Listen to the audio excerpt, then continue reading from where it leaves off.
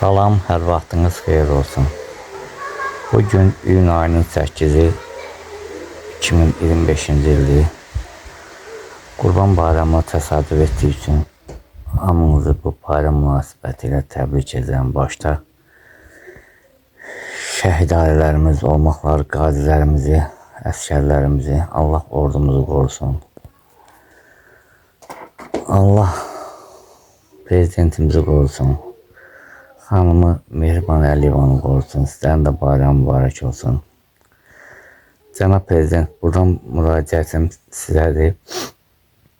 Mən 2024-cü il aprel ayının 18-i bir səhlənkar sürücünün ubasından avtoqaza keçmişəm. Kürəyimdə əzələ sinir damarım əzilibdir. Azərbaycanda çox müalicələr alsam da heç bir xeyri olmadı. Sizləri də var olun, Cənab Prezident, Mehriban xanım, bu şəhid ailələrində, Naxçıvan şəhid ailələri, Qusar, Ağdam, Mingəçevir, Bərdə, Geranboy, Samıq, Yevlax, çox şükürlər olsun, hamısı mənə dəstək oldular. Tərtər şəhid ailələri, çox çalışdım ki, sizlərə əziyyət verməyim, Cənab Prezident. Çünki mənə çox dedilər ki, Prezidentə müraciət et, yəqin ki, sənə dəstək olar. Mən də fikirləşdim ki, bu gec müraciətimin aradan bildiğin keçsə də müraciətimiz əsas sıra olur ki, çünki bilirəm, baş qarışıq olur. Respublikamıza gələn qonaqları qarşılamaq, onları yola salmaq, mətbuat işçilərini qəbul etmək, alınmış torpaqlarda abadlaşdırma işlərini tapşırıb və özümüz hər ay demək olar ki, oralarda olub məşğul olmaq, nəzarət eləmək özü bir böyük ağır işdir. Ancaq axır vaxtlar bu ağırlarıma dözə bilmirəm.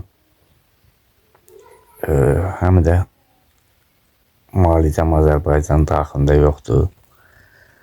Ona görə sizə müraciət elədim, ağırlarıma dözə bilmirəm. Mən özüm Əliyev İlqar Puşkinoğlu, Geranboy rayonu Göranlı kənd sakiniyəm. Özüm 1-ci Qarabağ müharibəsi veteranıyam. Biraz Respublikada dilimiz biraz, necə deyim, göcəkdir, nə mənada göcəkdir. 44 günlük Vətən müharibəsində uzun müddət itkin olan şəhid İxtiyar İlqarovun atasıyam. Allah canınızı sağ eləsin. 1 il 7 gündən sonra nəşini ermənilərdən aldınız və yeri qaytardınız.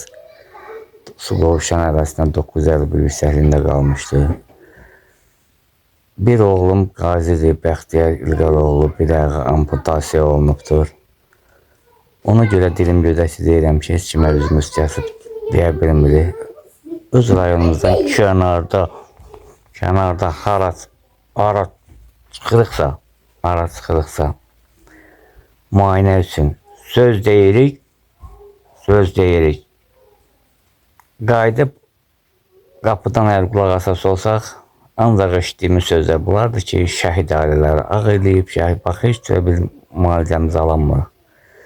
Mənim də müalicəm Azərbaycanda olmadığı üçün Cənab Prezidentimiz, vitse-prezidentimiz Mehriban xanım, üstmüşəm sizə, xahiş edirəm. Mənim Azərbaycanda müalicəm yoxdur.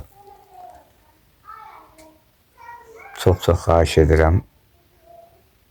Mənim bu xahişimi nəzərə alasınız. Mənim xaricdə hər bir devlətdə var. Mənə nervi cərrah lazımdır. Çünki ayaqlarım iflic vəziyyətinə düşüb yeriyə bilmirəm. Çox xahiş edirəm, mənə köməklik göstərəsiniz. Təşəkkür edirəm əvvəlcə.